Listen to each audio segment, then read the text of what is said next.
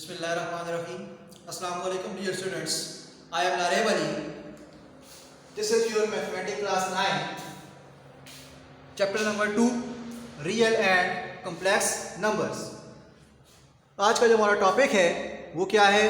Division of complex numbers. कि कैसे हम दो कॉम्प्लेक्स नंबर्स को आपस में डिवाइड कर सकते हैं. ठीक है. इसके साथ साथ एक्सरसाइज 2.5 का क्वेश्चन नंबर 4, 5 एंड 6 हम आज सॉल्व करेंगे. ठीक है. तो अपना टॉपिक स्टार्ट करने से पहले हम एक नजर देख लेते हैं कि conjugate of a complex numbers क्या होता है. ठीक है. Conjugate of a complex numbers किसको बोलते हैं. ठीक है. तो जो conjugate of a complex number कि अगर आपके पास एक कॉम्प्लेक्स नंबर है a प्लस बी अयोटा. ठीक है. तो उसका जब आपने कॉन्जुगेट फाइंड करना हो तो कॉन्जुगेट कैसे फाइंड किया जाता है. तो जो इमेजिनरी पार्ट है, ठीक है, उसके साथ जो साइन होगा उसको जब आप चेंज कर दोगे तो वो उसका कॉन्जुगेट आ जाएगा. ठीक है. तो ये जो conjugate of a complex number है ये हम किस में यूज़ करेंगे आगे जब हम दो कॉम्प्लेक्स नंबर्स की डिवीजन करते हैं तो हमें इस कॉन्जुगेट की ज़रूरत पड़ती है. ठीक है. तो conjugate of a complex number कैसे फाइंड किया जाता है कि जब भी आपके पास एक कॉम्प्लेक्स नंबर है a प्लस बी अयोटा. ठीक है. उसका कॉन्जुगेट क्या होगा. जस्ट आप जो इमेजिनरी पार्ट है इसका साइन चेंज कर दोगे तो आपके पास उसका कॉन्जुगेट आ जाएगा. ठीक है. तो जैसे कि a प्लस बी अयोटा है तो उसका कॉन्जुगेट क्या होगा a माइनस बी अयोटा. ठीक है. जस्ट किसका साइन चेंज करना है आपने, जो इमेजिनरी पार्ट है जिसके साथ अयोटा है उसका साइन आप चेंज कर लोगे. ठीक है. तो Z1 आपके पास एक कॉम्प्लेक्स नंबर था a प्लस बी अयोटा. ठीक है. तो उसका जो कॉन्जुगेट है उसको डिनोट किया जाता है Z बार के साथ. ठीक है. Z के ऊपर आप क्या डाल दोगे, बार डाल दोगे. ठीक है. मीन्स कि आपने इसका कॉन्जुगेट फाइंड किया. ठीक है. तो conjugate of a complex number किसके इक्वल आ जाएगा, a माइनस बी अयोटा. ठीक है. फॉर एग्जाम्पल अगर आपके पास एक कॉम्प्लेक्स नंबर है 2 प्लस 3 अयोटा. ठीक है. जो उसका कॉन्जुगेट फाइंड कर रहे हो तो कॉन्जुगेट इसका किसकी इक्वल होगा 2 माइनस 3 अयोटा. ठीक है. इसी तरह से एक और एग्जांपल ले लेते हैं कि अगर आपके पास Z1 इक्वल है -1 माइनस 2 अयोटा. ठीक है. तो जो Z कॉन्जुगेट है वो किसकी इक्वल होगा -1. उसी तरह रहेगा जो अयोटा के साथ नेगेटिव साइन है ये चेंज हो जाएगा प्लस में 2 अयोटा. तो इसके पास क्या आ गया, रिक्वायर्ड कॉन्जुगेट ऑफ Z. ठीक है. तो जस्ट आपने जो अयोटा के साथ साइन है उसको चेंज कर देना है तो उसके पास उसका क्या आ जाएगा, कॉन्जुगेट आ जाएगा. ठीक है. इसी तरह से एक और एग्जांपल ले लेते हैं. फॉर एग्जांपल अगर आपके पास Z1 इक्वल है अयोटा माइनस 5 के. ठीक है. तो Z कॉन्जुगेट किसकी इक्वल होगा, माइनस अयोटा माइनस 5 के. ठीक है. तो अयोटा के साथ प्लस का साइन था इसको आपने चेंज कर दिया नेगेटिव में तो इसका क्या आ जाएगा, कॉन्जुगेट आ जाएगा. ठीक है. तो एक्सरसाइज 2.5 का क्वेश्चन नंबर 6 है. ठीक है. कि find the complex conjugate of the following complex number. आपने इसका कॉम्प्लेक्स कॉन्जुगेट फाइंड करना है. ठीक है. तो आपको कॉम्प्लेक्स नंबर्स गिवन है, इन कॉम्प्लेक्स नंबर्स का आपने कॉन्जुगेट फाइंड करना है जिस तरह मैंने आपको ये एग्जांपल्स में बता दिया. ठीक है. अब हम चलते हैं कि division of a complex number कि कैसे हम कॉम्प्लेक्स नंबर्स को आप उसमें डिवाइड कर सकते हैं. ठीक है. तो एग्जांपल में गिवन है आपको दो कॉम्प्लेक्स नंबर्स गिवन है 3 plus 4 iota and 3 minus 2 iota. Find Z1 divided by Z2. आपने Z1 को डिवाइड करना है Z2 के साथ. ठीक है. तो सॉल्यूशन में पहले आप Z1 डिवाइडेड बाय Z2 लिख लोगे. ठीक है. तो Z1 है तो यहाँ पे आपने Z1 की वैल्यू पुट कर दी डिवाइडेड बाय Z2 की जगह पे आपने Z2 की वैल्यू पुट कर दी है. ठीक है. अब यहाँ से आगे आपने एक चीज़ याद रखनी है, जब भी आप कॉम्प्लेक्स नंबर्स को डिवाइड कर रहे हो, ठीक है, तो डिवीजन के लिए लाजमी है कि पहले आप उसका जो डिनोमिनेटर है इसका कॉन्जुगेट फाइंड करो. ठीक है. अब डिनोमिनेटर में वैल्यू क्या है, 3 माइनस 2 अयोटा.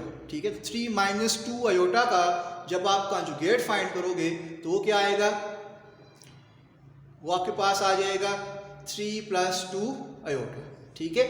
तो जो कॉन्जुगेट आएगा इस कॉन्जुगेट के साथ आपने इस टर्म को मल्टीप्लाई भी कर देना है और डिवाइड भी कर देना है. ठीक है. तो ये डिवीजन के लिए फर्स्ट रूल है कि जब भी आप दो कम्प्लेक्स नंबर्स को डिवाइड कर रहे हो, ठीक है, तो आपने उसका सबसे पहले क्या चेक करना है, डिनोमिनेटर में जो वैल्यू होगी उसका आपने कॉन्जुगेट लेके मल्टीप्लाई भी कर देना है और डिवाइड भी कर देना है, ठीक है। तो 3 माइनस 2 आयोटा था, सिर्फ और सिर्फ इसका आपने क्या लेना है, डिनोमिनेटर को आपने डिस्टर्ब नहीं करना, ठीक है।